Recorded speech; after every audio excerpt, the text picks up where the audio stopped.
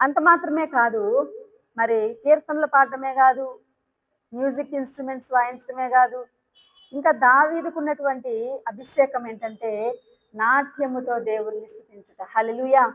నాట్యమాడుతూ కూడా దేవుణ్ణి స్తుతిస్తాడు. అంటే దావీదులో ఉన్నటువంటి అభిషేకము మరి అంచెలంచెలుగా ఎదుగుతూ ఉంది.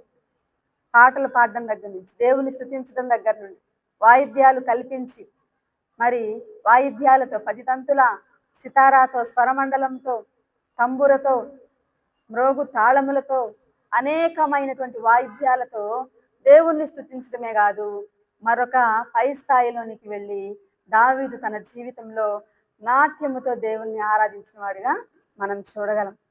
కాబట్టి నాట్యముతో అందరూ కూడా దేవుణ్ణి స్తుతించండి అని చెప్తున్నాడు.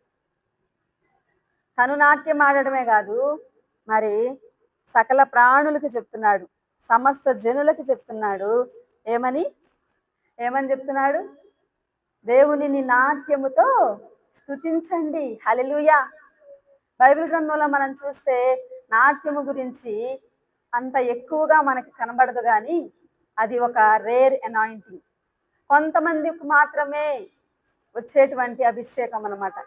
ఎవరైతే మరి దేవునిని తమ జీవితంలో అత్యధికంగా ఆరాధిస్తూ ఉంటారో, దేవుణ్ణి ఆరాధించడంలో సంతోషిస్తూ ఉంటారో, దేవునిని బట్టి ఎంతగానో మరి సంతోషించి ఆనందిస్తారో, అటువంటి వారు చేరుకునే స్థాయి ఏంటంటే నాట్యముతో దేవుణ్ణి ఆరాధించడం.